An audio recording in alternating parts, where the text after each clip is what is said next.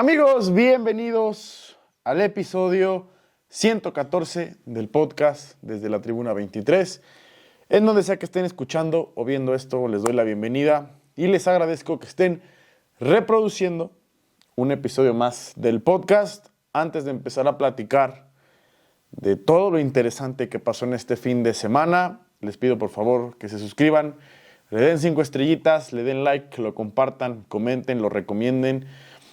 Y todavía pues lo puedan seguir en la plataforma en la que ustedes quieran escucharlo. Hay cosas interesantes de las cuales hay que platicar, así que no olviden darle like, suscribirse, 5 estrellitas o lo que quiera, o lo que ustedes quieran. Y ahora sí, vamos a empezar. Fue un fin de semana sumamente movido, sobre todo en el fútbol mexicano y un poquito en las ligas europeas. Y vayamos al grano. La liguilla de la Liga MX del fútbol mexicano ya tienen cuatro invitados de cara a las semifinales de este torneo: América San Luis y Pumas frente a Tigres. Las semifinales de vuelta, la verdad es que creo que más allá de quizás el primer tiempo del América, quizás un poco ciertos lapsos del partido entre San Luis y Monterrey, no hubo mucho, hubo más emoción en la ida. Los equipos que en ese caso eran locales, el miércoles y el jueves, pusieron un poquito más de batalla, hicieron que el partido se complicara un poco más para los que eran, entre comillas, los favoritos. Y al final en la vuelta termina siendo prácticamente lo que todos esperaban, salvo muchos que creían en las Chivas, incluyéndome.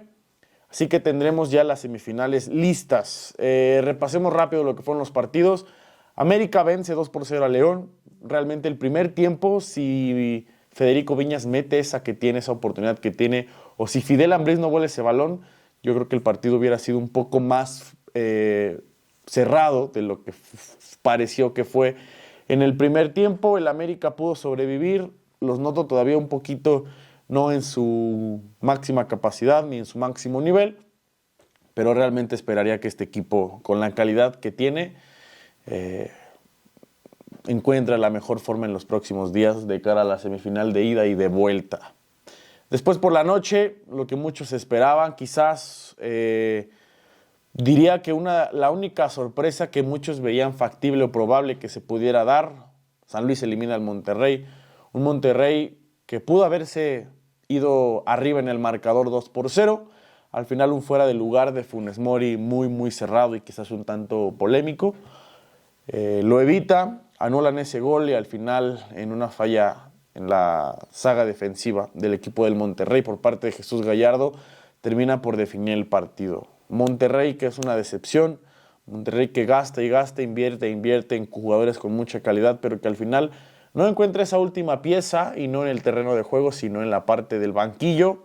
No encuentra un entrenador que los haga jugar en donde los 11 jugadores que tienen y los revulsivos que tienen en banca puedan brillar al 100% en sus capacidades. Eso no lo entiendo. O sea, realmente para mí es algo increíble que Monterrey, con todo lo que invierte, con todo lo que gasta y con los fichajes que busca, que hace, que mueve y todo, sigue sin dar ese siguiente paso, con todo y que puede tener una temporada regular espectacular, puede ser dominante, puede conseguir incluso 40 puntos como pasó con Vucetich, y aún así este equipo no se le ve una idea clara y quedó demostrado el sábado.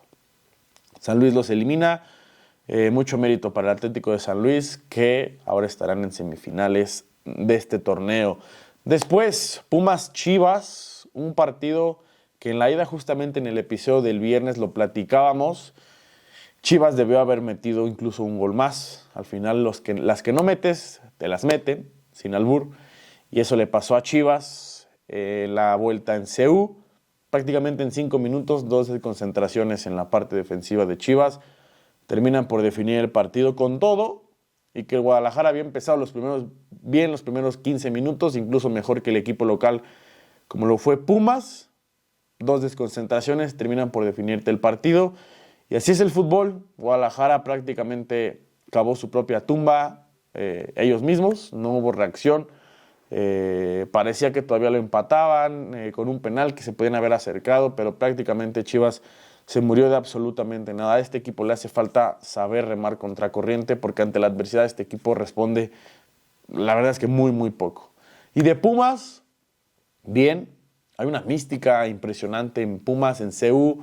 Antonio Mohamed tiene ese algo que cambia la actitud de sus equipos, y Pumas quizás no es el equipo más espectacular, Pumas quizás no es el equipo que mejor convenza al aficionado, quizás no es el que mejor despliegue fútbol, pero al final Pumas tiene huevos, Pumas se la cree, Pumas es un equipo con garra, con ímpetu, y que tiene muy buenos jugadores con muy buen talento o calidad individual que al final pueden sacarte el partido. Dinero en la banca, el Chino Huerta, el Toro Fernández, Trigos, por ejemplo, el mexicano, el Chavito, lo ha estado haciendo bastante bien.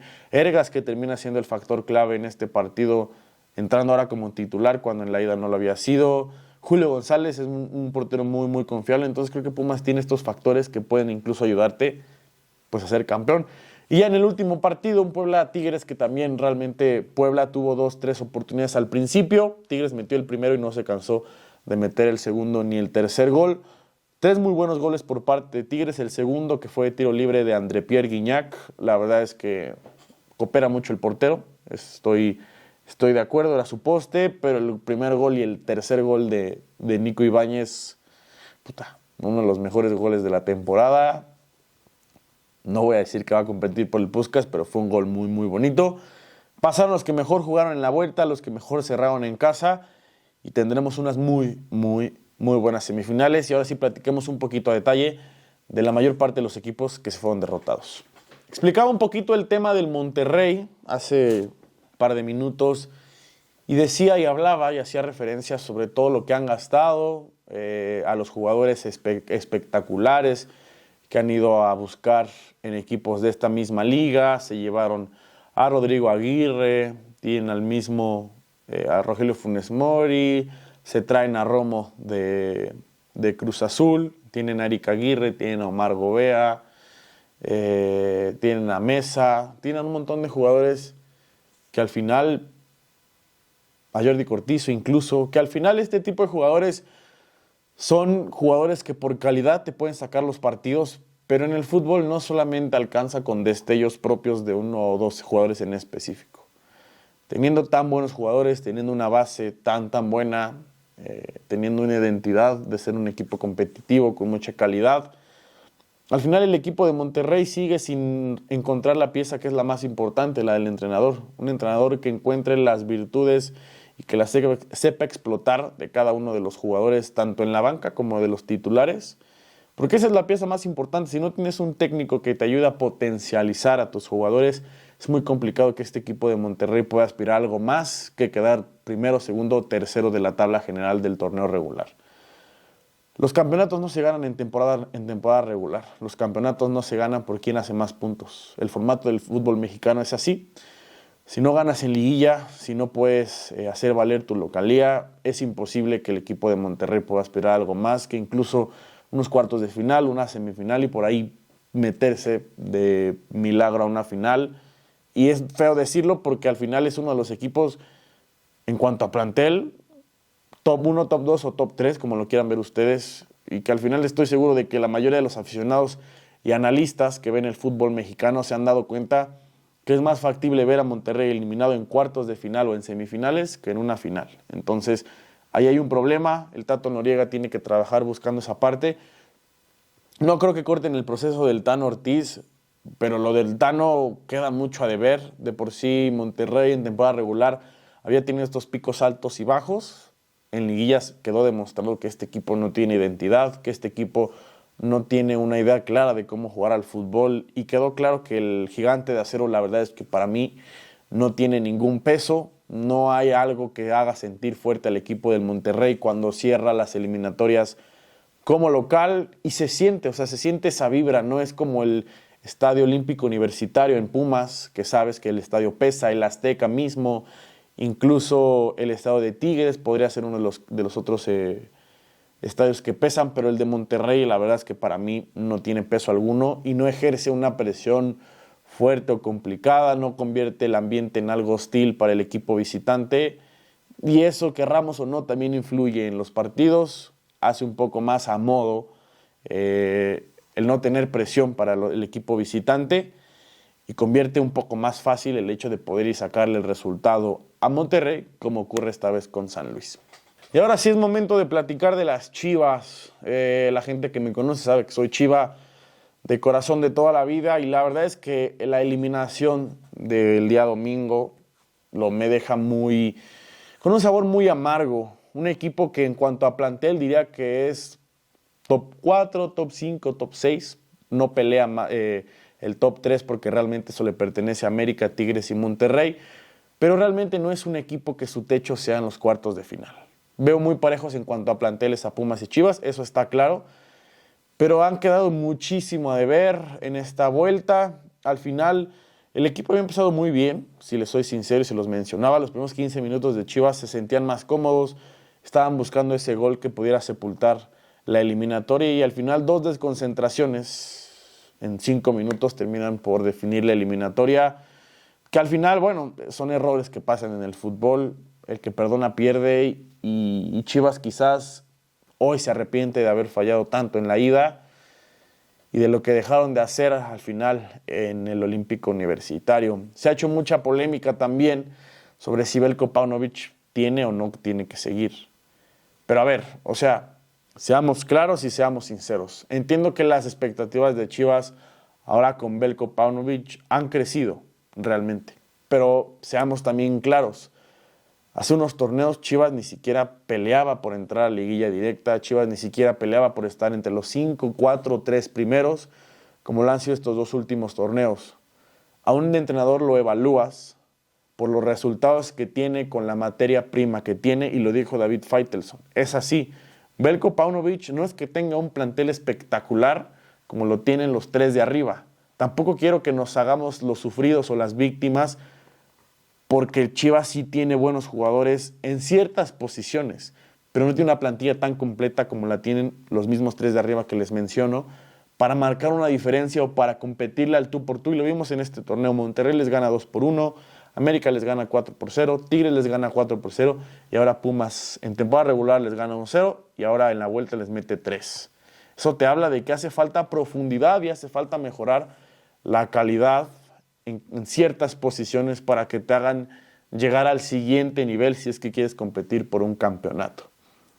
Volviendo un poco al punto de Veljko Paunovic, ¿cuál sería el resultado? O sea, terminas el proceso de Veljko Paunovic de un año. Tienes que traer otro entrenador y empezar de cero, y que ese tipo de jugadores se adapten o busquen entender el estilo del entrenador. Y no porque sea complicado, pero tienen un estilo primero con Veljko Paunovic, y que le vuelvas a resetear el sistema al jugador hace que se tengan que adaptar de una forma diferente. El proceso está ahí. O sea, Chivas no tiene ningún proceso si no veamos los entrenadores que tuvieron antes. Víctor Manuel Vucetich, Cadena, el mismo Michele Año, José Saturnino Cardoso. Todo esto después de Almeida han llegado un par de entrenadores que tampoco han tenido ni siquiera los cimientos para buscar un proceso. Y ahora que en Chivas sí existe un proceso con este entrenador, la gente se está volviendo loca y cree que es tan fácil destituir a un entrenador y traer el siguiente. Y no, en tener un entrenador técnico, un entrenador que tiene una base, que busca un proyecto sólido, que es un proyecto a largo plazo, a 3, 4, 5 años, no implica terminar un proceso, ir y sacarte la lotería a ver si encuentras el entrenador. Y si no lo encuentras, en 2 torneos ya lo corriste. El fútbol no es así. O sea, el fútbol no se trata de eso. Encontrar un entrenador que te pueda llevar al siguiente nivel, como lo ha hecho Veljko Paunovic, es mantener un proceso. Le cortas la cabeza a Veljko Paunovic, alguien que te ha metido a liguilla directa, cuando hace un año, antes de que llegara Veljko Paunovic, Chivas ni siquiera, apenas si se metía a repechaje. Veljko Paunovic ha llegado a Chivas para poner cierta cantidad de puntos, cosa que Chivas no lograba desde hace muchísimo tiempo.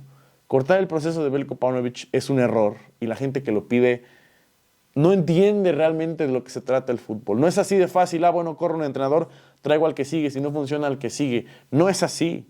Los procesos no van así. Ok, entiendo que hay exigencias en el club, eso lo entiendo.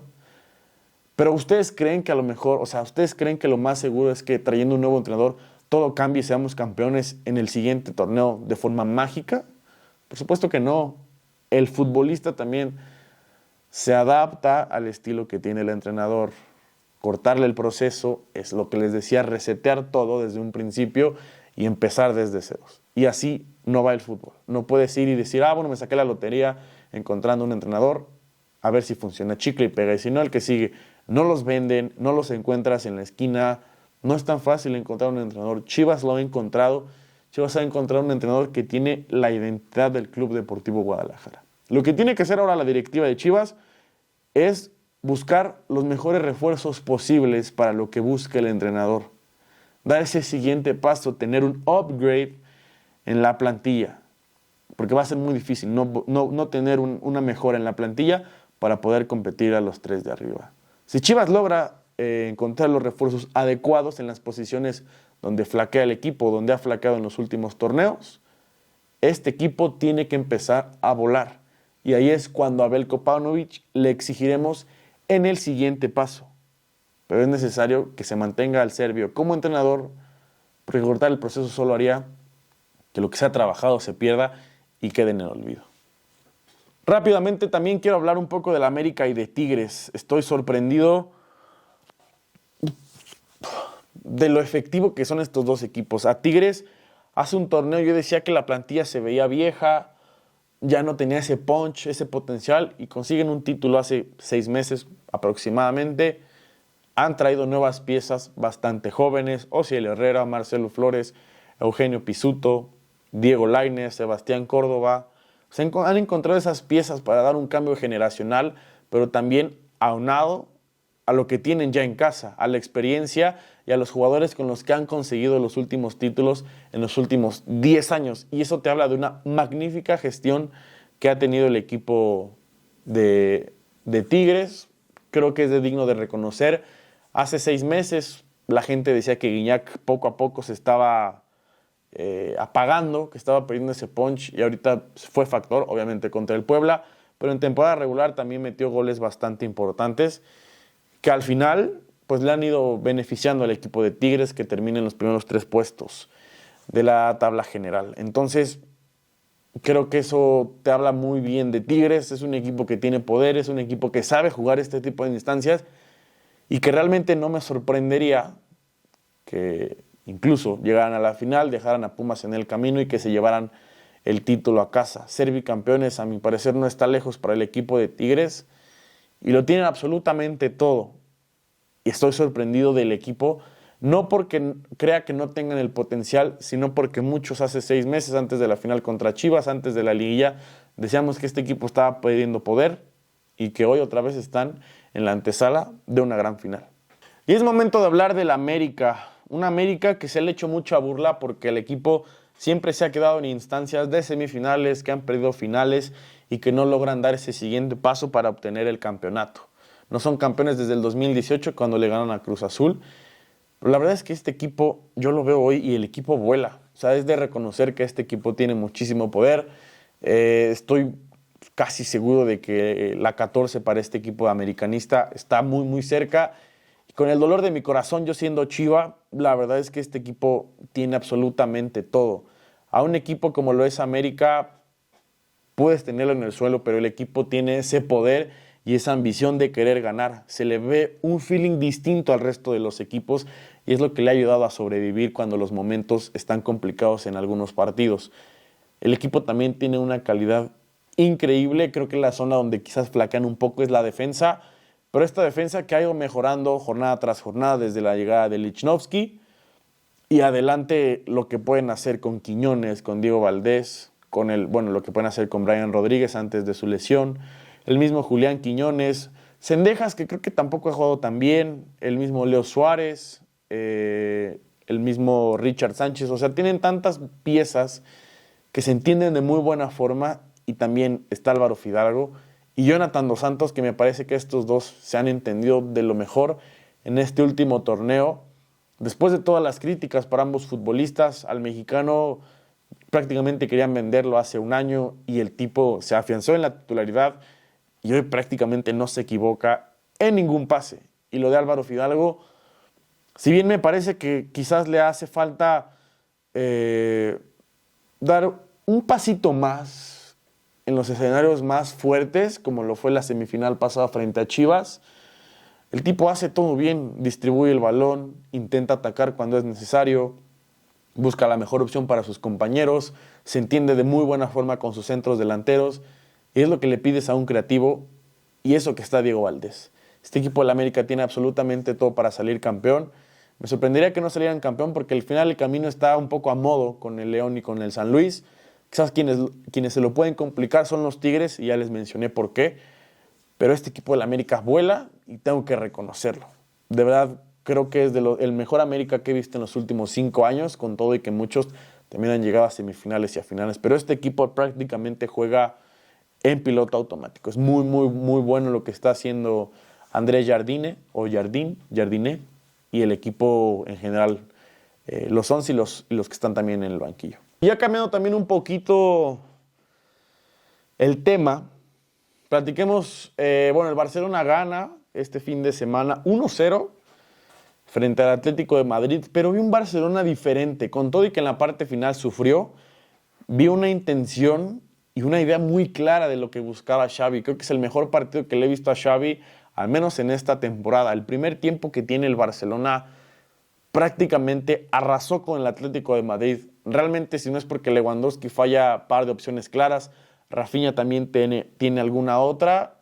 En el primer tiempo, el Barcelona pudo haber metido incluso 3 goles e irse al descanso de lo más cómodo posible. Pero este tipo de juegos o este tipo de destellos son los que al aficionado culé le hace creer que el Barcelona tiene quizás algo todavía que rescatar. Al final, en cuanto a plantilla y la calidad, no le pides nada a nadie. Pero la inconstancia o los picos altos y bajos que tiene muchas veces o la mayor parte del tiempo el Barcelona son los que realmente nos dejan muchas dudas. Pero el primer tiempo frente al Atlético de Madrid me parece una masterclass de Xavi, nada más porque el marcador no fue más abultado, pero incluso debió haberlo sido. Al final el Barcelona también supo sufrir. Muy, muy buena actuación de Iñaki Peña, que creo que es evidente que es el recambio con Ter Stegen. Ter Stegen ya no es un joven, ya no tiene 25, 26 años. Y cada vez las lesiones pegan un poco más. Ahorita está lesionado de la espalda. Me parece que el Barcelona tiene prácticamente el recambio en casa. Y te habla muy bien de la Masía. Hemos visto debuts en esta temporada. Hemos visto los minutos cómo han ido creciendo para muchos canteranos, incluso quienes ya se han afianzado, como son los que conocen con Gavi, con Balde, con Araujo, etcétera, etcétera. Y los que vienen detrás, que también lo han ido entendiendo bastante bien. En la portería pasa similar. Iñaki Peña tiene un partido magnífico, tiene 2 atajadas increíbles. Son este tipo de atajadas prácticamente a lo Ter Stegen. Muy bueno es de reconocer cuando Xavi hace bien las cosas. Lo criticamos cuando lo hace mal, pero es momento de que también le demos un reconocimiento sincero al equipo de Xavi Hernández y al entrenador en español en específico. Y ya para terminar un poquito el tema del fútbol europeo, también tuvimos un Manchester City-Tottenham, que fue un partido súper entretenido. Un Tottenham que pegó primero, les dieron la vuelta, volvieron a empatar, les dieron la vuelta otra vez y al final, en el minuto 89, terminan empatando el partido a 3. Un muy buen partido. Yo diría que el Manchester City dominó casi todo el juego, pero al final lo que quiero recalcar de este partido es lo endeble que se ha visto el equipo del Manchester City. Ya había recibido 3 goles frente al Chelsea, el Leipzig le mete 2 la semana pasada en Champions League y ahora el Tottenham le mete 3 en esta jornada de Premier League. Habíamos visto videos del mismo Rodri en este juego frente al Tottenham cuando reciben el tercer gol, molesto con la saga defensiva. Y es que sí es de llamar la atención lo frágil que se han visto, sobre todo a la contra, lo mal parados que han estado, y con todo y que Ederson es un buen portero y ha salvado a su equipo en par de ocasiones, hay algo en esta defensa que no me termina de convencer y me sorprende porque al final Guardiola es un central de fiar. El mismo Ake, Kyle Walker es un buen lateral derecho, Akanji puede jugar como lateral izquierdo, pero aquí varía un poco cuál es la decisión que tome Guardiola en cada partido, pero es de destacar, si el Manchester City continúa con esta debilidad en zona defensiva, pues la liga se puede empezar a complicar. O sea, digo, realmente el City es el City y todo lo que tenga que reconocerle al equipo con lo poderoso que tiene o lo poderoso que es este equipo, pero ya son terceros. Ya el Arsenal le saca 3 puntos. El Liverpool, con una remontada también histórica en Anfield en 2 minutos, ya tiene 31 puntos. Y el Aston Villa pierde, deja ir puntos. Eso me sorprende, eran visitantes. Pero están también un punto detrás del Manchester City. El Tottenham está 3 detrás. Al final, si el City sigue dejando puntos en el camino en esta primera parte de temporada, pues pueden empezar a costarle en la segunda parte. Y eso creo que puede empezar a mermar. Y creo que la principal razón es lo endeble que se ha visto esta defensiva, bueno, esta defensa de Pep Guardiola. Espero que corrijan, pero sí, todavía no quiero alarmarme tanto, pero sí hay que empezar a ponerle el foco encima, porque me sorprende que el equipo de Pep Guardiola esté permitiendo, la verdad es que tantos goles en partidos tan consecutivos, realmente. Y ya para terminar, platiquemos rápidamente, para no extender tanto este video, el tema Brock Purdy. Filadelfia ayer termina siendo apaleado por el equipo de San Francisco, y San Francisco es actualmente el mejor equipo de la NFL. Sanos, son una máquina de hacer yardas, son una máquina de hacer puntos y realmente no tienen ese, o sea, no respeto, pero no les importa aplastar hasta donde se pueda a su rival. A los dos equipos que están detrás de ellos, Filadelfia y Filadelfia y Dallas, mejor dicho, se han metido 42 puntos. Estos dos equipos que son contendientes en la Conferencia Nacional y que San Francisco les ha pasado por encima. Creo que el jugador más importante, a mi parecer, dejando a un lado a Christian McCaffrey, es Deebo Samuel, porque con Deebo Samuel puedes tener estas jugadas en motion, puedes usarlo como corredor, puedes usarlo como trampa, puedes tenerlo también en pases pantalla, y el tipo es prácticamente un jugador que, independientemente de la situación que tenga enfrente, termina consiguiendo yardas después de la recepción, pero de una forma increíble. Creo que es quizás el mejor jugador haciendo esto, el mejor receptor haciéndolo. Podría competir con Tyreek Hill, pero estos dos, o al menos Deebo Samuel, me parece que su labor en esta ofensiva es vital. Ahora hablemos un poco del tema de Brock Purdy. Mucha gente, incluso en las casas de apuestas, hoy sale como el favorito a ganar el MVP. Y se ha hecho mucho revuelo sobre si su equipo lo carga o si él hace el mérito y tiene estos pases necesarios o en el momento donde se lo pide el juego, o simplemente si es un buen complemento de ambas partes, tanto de la ofensiva como de él y viceversa. La realidad es que tengo que admitirlo, yo no soy el más fan de Brock Purdy. Al principio de temporada trataba de demeritarlo un poco, es la realidad. Y no porque no hiciera o no mereciera un reconocimiento, sino porque creo que mucha de su chamba prácticamente viene de las yardas después de la recepción. Pero pues eso tampoco es su culpa. O sea, al final tener este tipo de jugadas, este tipo de diseños, no es su culpa. Él cumple también con el hecho de entregar el balón o poner el balón donde tiene que ser para que sus receptores consigan las yardas después de la recepción. Pero también hemos visto que tiene este tipo de pases, de lanzamientos precisos cuando tiene que ponerlos en el hombro externo, cuando necesita tener pases largos. Es capaz de meter el balón en una ventana relativamente corta. Entonces, creo que Brock Purdy está haciendo más de lo que creíamos que puede hacer. Tiene obviamente mucho mérito. No creo que San Francisco estaría igual con Jimmy Garoppolo. Creo que ahora sí lo tengo que decir. Pero no creo que realmente Brock Purdy sea el mejor jugador de este equipo. A mi parecer hay dos antes que él. Uno es Christian McCaffrey y el otro es Deebo Samuel. E incluso el mismo Brandon Ayuk, que es más importante que el mismo Brock Purdy en este equipo. Pero obviamente quien le pone el balón es Brock Purdy. Tiene sus méritos lo que está haciendo el quarterback de San Francisco. Y al final, pues ahora sí que ¿cuál es el argumento que le podemos poner en contra? El decir que no lo hace frente a equipos buenos. El tipo tuvo un muy buen juego contra Jacksonville después de su semana de descanso. El tipo ha tenido buenas semanas frente a Seattle, los aplastó hace unas cuantas semanas. El tipo aplastó a Filadelfia. Pero quizás sí es ese quarterback que a lo que estaba acostumbrado a San Francisco es quizás un poco más diferente a lo que estaban acostumbrados, y es lo que puede llevarlos al siguiente nivel. El sistema de Kyle Shanahan ha cambiado mucho, pero porque confía en el brazo de su quarterback. sabe que su quarterback es capaz de hacer las jugadas cuando tiene que hacerlas, sin mucha necesidad de equivocarse, sin arriesgar el balón.